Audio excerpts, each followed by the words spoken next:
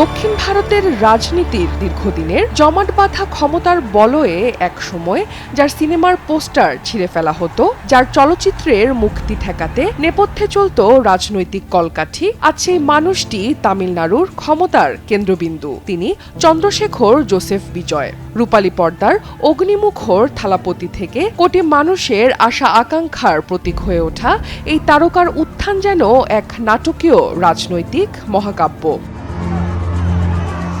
সিনেমার পর্দায় বিজয় বরাবরই ছিলেন নিপীড়িত মানুষের সাহসী কণ্ঠস্বর। তার বজ্রকঠিন সংলাপ, অন্যায়ের বিরুদ্ধে তীব্র প্রতিবাদ আর দুর্নীতি বিরোধী অবস্থান সাধারণ মানুষের হৃদয়ে গেঁথে দিয়েছিল এক গভীর বিশ্বাস। পর্দার সেই কালজয়ী নায়ক কি বাস্তবের রাজনীতির ঘুণে ধরা সিস্টেম বদলে দিতে পারবেন? সময়ের আবর্তে সেই প্রশ্নই পরিণত হয় বাস্তবতায়।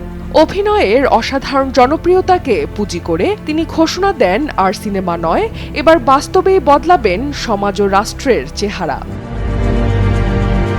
এরপরই তামিল রাজনীতিতে আসে এক বিস্ফোরক মোড়। নতুন রাজনৈতিক দল তামিলগা ভেট্টি কাজাগাম গঠন করে বহুদিনের প্রভাবশালী দুই রাজনৈতিক শক্তি ডিএমকে ও এআইএডিএমকের আধিপত্যে সরাসরি চ্যালেঞ্জ ছুড়ে দেন বিজয়। সিনেমার পর্দায় যিনি দুর্নীতিগ্রস্ত ব্যবস্থার বিরুদ্ধে একাই লড়তেন, বাস্তব রাজনীতিতেও তিনি নিজেকে হাজির করেন পরিবর্তনের প্রতীক হিসেবে। তার অগণিত ভক্তের উন্মাদনা ধীরে ধীরে রূপ নেয় ভোট বিপ্লবে।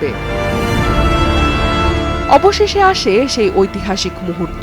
নির্বাচনের ফলাফল পাল্টে দেয় তামিলনাড়ুর বহুদিনের রাজনৈতিক সমীকরণ।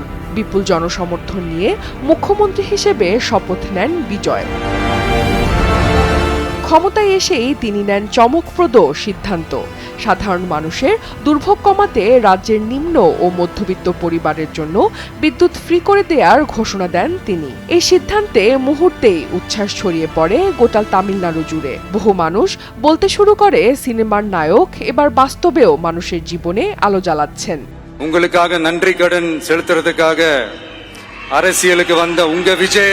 মুখ্যমন্ত্রী হিসেবে তার প্রথম ভাষণও ছিল সিনেমার সেই অগ্নিঝরা নায়কের মতোই দৃপ্ত ও আত্মবিশ্বাসী। নিজেকে জনগণের থাম্বি বা ছোট ভাই হিসেবে পরিচয় দিয়ে তিনি ঘোষণা করেন, তামিলনাড়ুর ক্ষমতার কেন্দ্রবিন্দু হবে শুধুই জনগণ। জোটের চাপমুক্ত থেকে স্বাধীনভাবে কাজ করার অঙ্গীকার করে তিনি হুঁশিয়ারি দেন, আমি খারাপ কাজ করব না, আর কাউকে খারাপ কাজ করতেও দেব না। তবে রূপালী পর্দার লড়াই আর বাস্তবের রাজনীতি এক নয়। সিনেমায় পরিচালক কাট বললেই দৃশ্য শেষ হয়, কিন্তু প্রশাসনের যুদ্ধ চলে প্রতিটি মুহূর্তে। একদিকে অভিজ্ঞ রাজনীতিকদের কুটচাল, অন্যদিকে সাধারণ মানুষের আকাশছোঁয়া প্রত্যাশা। এখন কোটি মানুষের মনে একটাই প্রশ্ন, পর্দার সেই দুর্ধর্ষ নায়ক কি পারবেন বাস্তবের দুর্নীতি, ষড়যন্ত্র আর ক্ষমতার অন্ধকার জাল ছিন্ন করে সত্যিকারের জননেতা হিসেবে নিজের অবস্থান অটুট রাখতে? A new era of a real, secular, social justice starts now. Ananya Das, সময় সংবাদ। எனக்கு ஒரு மிகப்பெரிய ஒரு இடத்தை ஒன்று கொடுத்தீங்க.